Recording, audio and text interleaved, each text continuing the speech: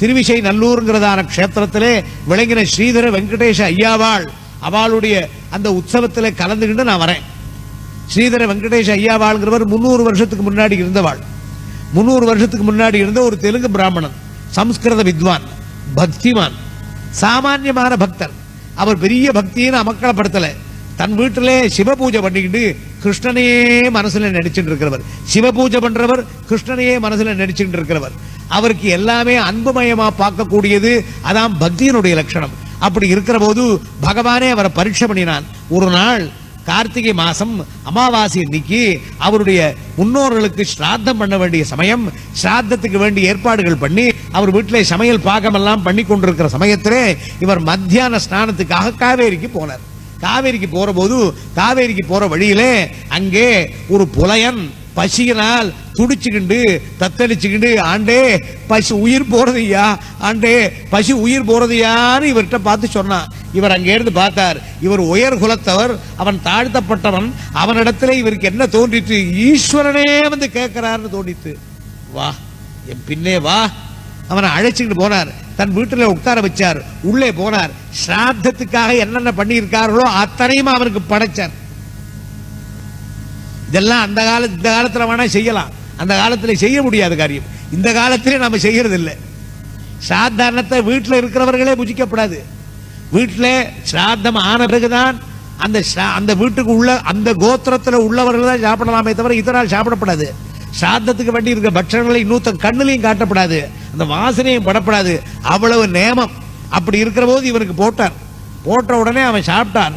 அங்க இருக்கிற வந்திருக்கிற அந்த ரித்விக்குகளுக்கு வாங்கி இருக்கிறதான வஸ்திரத்தையே அவனுக்கு கொடுத்தார். குளூர்ல நடுங்காது, கட்டின்னு போகும். ஆனால் ஊர்ல இருக்கிறவா விட்டுடுவாளாத. அந்த காலத்துல என்ன அநியாயமையா பண்றீர், நீர் பிராமணனா, என்னையா பண்ணிவிட்டீர், ஸ்ராத்தனத்தை போய் இன்னொருத்தர் கொடுத்த தைரியம் எப்படி வந்தது அப்படின்னு கேட்கிற போது அவர் ஒண்ணுமே சொல்லலை. என்ன வேணும், ஏன் இப்படி கத்துறேன், என்ன பண்ணணும், உங்க ஸ்ராத்தம் நடக்காது, உங்க ஸ்ராத்தம் நடக்க விட மாட்டோம். நடக்கணுமே, என்ன பண்ணலாம், நீங்கள் ஸ்ராத்தம் நடக்கணுமானால் கங்கையில போய் ஸ்நானம் பண்ணிவிட்டு வரோம். கங்கையில தானே ஸ்நானம் பண்ணணும். அப்ப கங்கையில ஸ்நானம் பண்ணிவிட்டா நான் ஸ்ராத்தம் பண்ணலாமா, பண்ணலாம். அவ்வளவுதான். கொல்லை கிணறத்துக்கு போனார். கணத்தங்கரையில போய் நின்றுகிட்டார். அந்த கணத்தங்கரை போய் நின்றுகிட்டு கங்கையை கூப்பிடுறாரு. இன்னைக்கு அந்த ஸ்லோகங்கள் இருக்கு. இந்த 8 ஸ்லோகங்கள்லயே கங்கையை கூப்பிடுறாரு. கங்கையை எப்படி கூப்பிடுறாரு, சிவனை கூப்பிடுறாரு. பரமேஸ்வரா, உன் ஜட்டையில கங்கையை வச்சுட்டு இருக்கேன், பகீரதனுக்கு எனக்கு அனுப்பிச்சேன். இன்னைக்கு ஊர்ல இருக்கிற ஜனங்கள்லாம் என்னுடைய தன்மையை புரிஞ்சு கொள்ளாமல் என்னை நிகிருஷ்டமா பேசி என்னை தள்ளுறார்கள். நான் அப்படி பொல்லாதவனா, தவறாத காரியம் பண்ணிவிட்டேனா, உனக்கே தோணித்துனா நான் என்ன செய்தேனோ அதற்கு பிராயசித்தம் விதிச்சார்களே, அதை காட்டி நான் செய்த காரியத்தினுடைய ஒரு உண்மையை நன்றாகவே நிரூபணம் பண்ண வேண்டும் என்று கங்காஷ்டகம் என்று 8 ஸ்லோகங்கள் பாடினார். அடுத்த க்ஷணத்திலே கணத்திலே கங்கை பொங்கித்து. கங்கை பொங்கி ஊரெல்லாம் முழுகித்து. ஊரெல்லாம் முழுகின உடனே அவன் வீடு வாசல்லாம் முதக்க ஆரம்பிச்சுது. இவர் காலில் வந்து விழுந்த, ஐயா என்ன பண்ணிவிட்டீரியா, ஊரே முழுகிறதே கொஞ்சம் காப்பாத்துமே, என்ன பண்ணணும், இது வேணா கணத்திலேருந்து பொங்குறதை நிறுத்தணுமே. மறுபடியும் கங்கைக்கு போய் கணத்தங்கரைக்கு போய் அந்த கங்கையை ஸ்தோத்திரம் பண்ணி, அம்மா நீ வந்தியே போரும், நீ மறுபடியும் அந்தர்த்தியானம் பண்ணிக்கோ சொல்ற போது கங்கையானது கணத்தில் இறங்கி போனாள். அந்த நாள் அமாவாசை அன்றைய தினம். இன்னைக்கும் அங்கே ஆயிரக்கணக்கான ஜனங்கள் அந்த கணத்திலே ஸ்நானம் பண்றார். அந்த மகான் அன்றைய தினம் சாயங்காலம் என்னைக்கு ஸ்நானம் பண்ணினாரோ அன்றைய தினம் சாயங்காலம் திருவிடை மருதூர்ங்கிற பக்கத்தில் இருக்கிற அங்கே சிவனை தரிசனம் பண்றதுக்கு சாயலட்ச சிவ தரிசனத்துக்காக போனார்.